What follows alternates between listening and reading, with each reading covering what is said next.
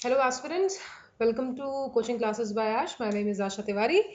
And starting from where we left, our class for Bharatiya Saksh Adhinayam, section number 28 on your screens, everybody. Without wasting any time further, let us start with section number 28.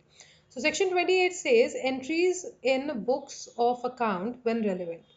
Now, if you can see, these are the statements made under special circumstances. तो अभी हम लोगों ने इससे पहले क्या पढ़ा था? इससे पहले जो हम लोगों ने पढ़ा था वो था कि admissions not a conclusive proof but may stop, जिसमें हम लोगों ने डाइंग डिक्लेरेशन पढ़ा था और हमने पढ़ा था जब एक इंसान नहीं ढूंढा जा सकता, जिसकी कोर्ट प्रेजेंस नहीं हो सकती है, तो उन सर्कमस्टांसेस में क्या होता है।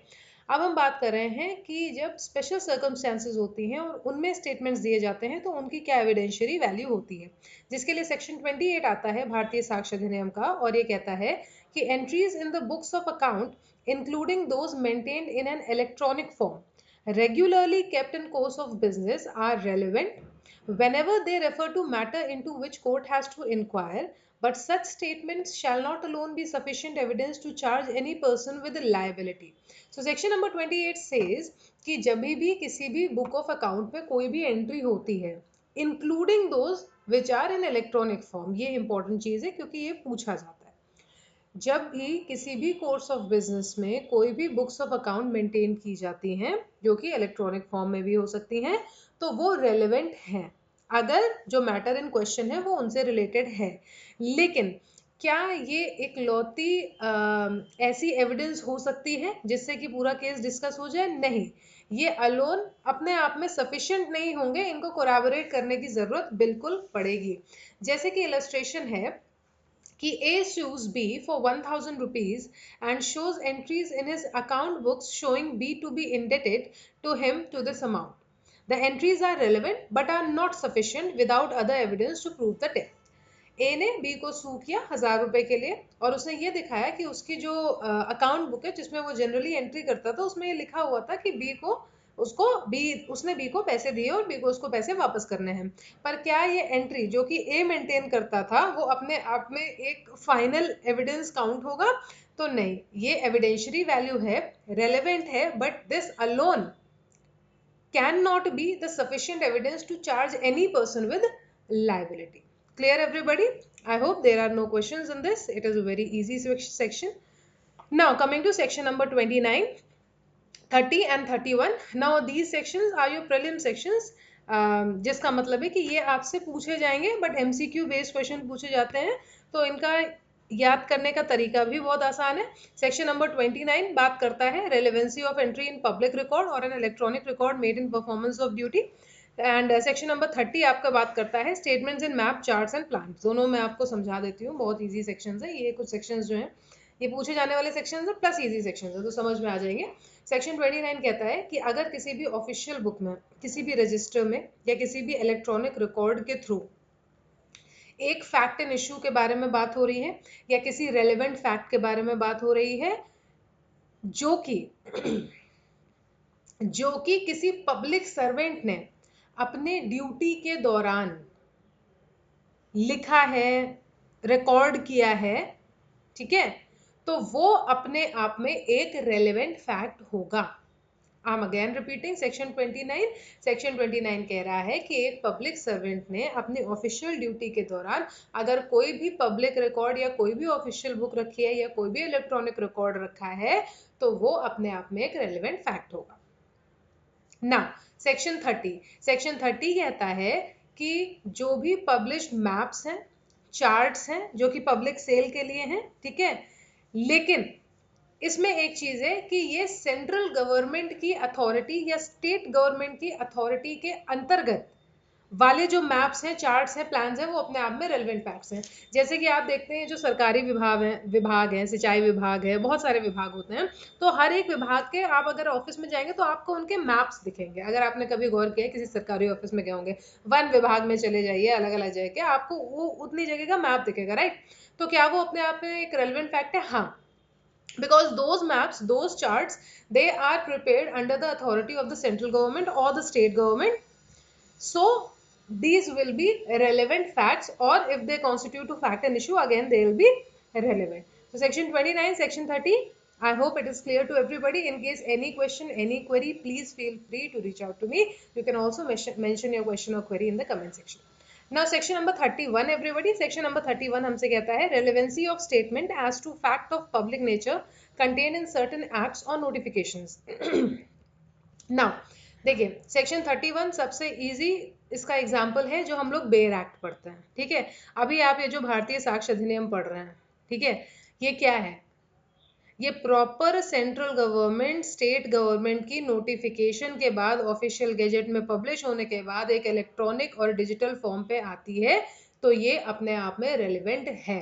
Section 31 everybody on your screens, read along with me.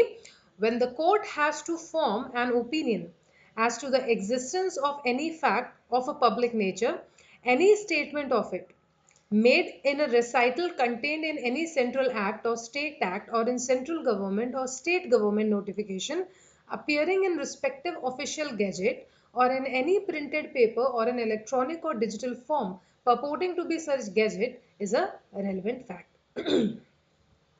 Now section number 32 everybody. 32 कहता है relevancy of statements as to contained in any law books including electronic और डिजिटल फॉर्म. अगेन यहाँ पे हम जितनी भी चीज़ों की बात करेंगे आपको एक चीज़ हमेशा ध्यान में रखनी है. पहली कि इलेक्ट्रॉनिक मीडियम इसमें इंक्लूडेड है. दूसरा हमेशा और हमेशा ये गवर्नमेंट के ऑथराइजेशन के बाद ही निकला हुआ होगा, क्योंकि गवर्नमेंट की ऑथराइजेशन जहाँ पे नहीं थी, आपने जो पहले पढ़ा था कि किसी ने अपनी पर्सनल कोई बुक में जो है कोई रिकॉर्ड मेंटेन कर रखा है, तो वो कंक्लूसिव रिकॉर्ड नहीं होगा, उसको कोलैबोरेट करने की जरूरत पड़ेगी, है ना. वो कमजोर एविडेंस के तौर पे लिया जाएगा.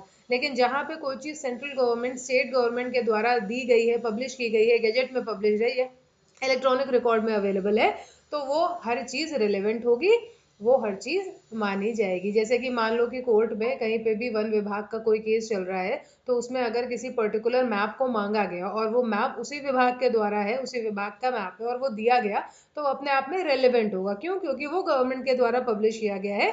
It is a good source of evidential it has a good evidential value. Now so section 32, let us read it out again. वही सब चीजें हैं, इलेक्ट्रॉनिक फॉर्म में हो सकता है, डिजिटल फॉर्म में हो सकता है, गवर्नमेंट की अथॉरिटी के अंतर्गत होना चाहिए. कोई भी ऐसी लॉ बुक, कोई भी ऐसी रूलिंग जो कोर्ट की है, जो कि एक बुक के फॉर्म में including electronic and digital form में है, तो वो अपने आप में रिलेवेंट है. Section number 32.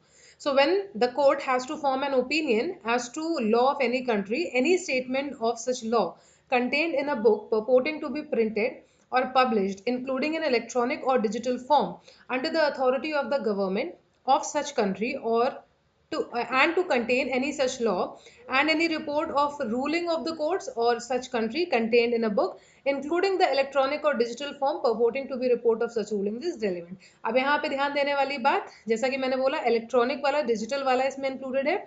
और दूसरा ये है कि यहाँ पे केवल गवर्नमेंट ऑफ आर कंट्री तो है, ये गवर्नमेंट ऑफ एनी कंट्री की भी बात की गई. भाई जैसे हमारी कंट्री में हमारी लॉ बुक्स है, हमारे रूल्स है, हमारे डिजिटली प्रिंटेड गवर्नमेंट के द्वारा ऑथराइज चीजें हैं, वैसे ही बाकी कंट्रीज में होती है, तो वो भी रेलेवेंट काउंट होगा.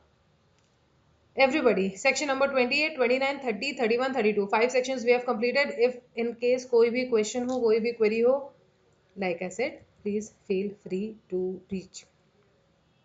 Now another important section number 33. अब आप बोलोगे कि इसमें तो सभी important आप बता रहे हो. नहीं, सब important में मैंने क्या बोला है? मैंने बोला है कि सब important में अंदर नहीं जाना है. ये जो heading है ना, ये इसकी important है, जो भी हमने 5 पढ़े, ठीक है. जैसे चार्ट, मैप, प्लान्स पूछ ले जाते हैं कि कौन से सेक्शन में, पहले भी पूछे जाते थे तो अभी भी पूछे जाएंगे, उसमें कुछ नया नहीं है, सेक्शन बदल गया है.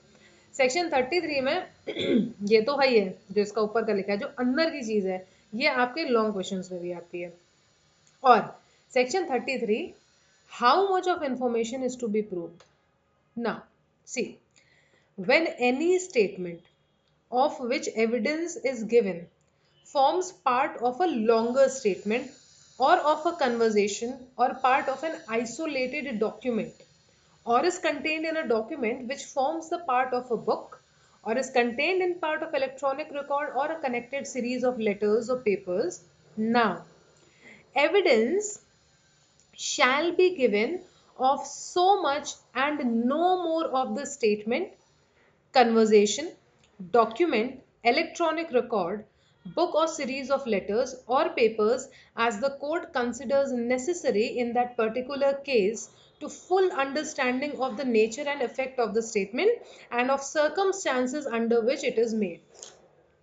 So the question here comes कि कितना स्टेटमेंट प्रूव होना है, यानी कि हमने पूरी कहानी बता दी, उस कहानी में से कितनी चीज जो है वो प्रूव होगी या कितनी चीज कोर्ट लेगी.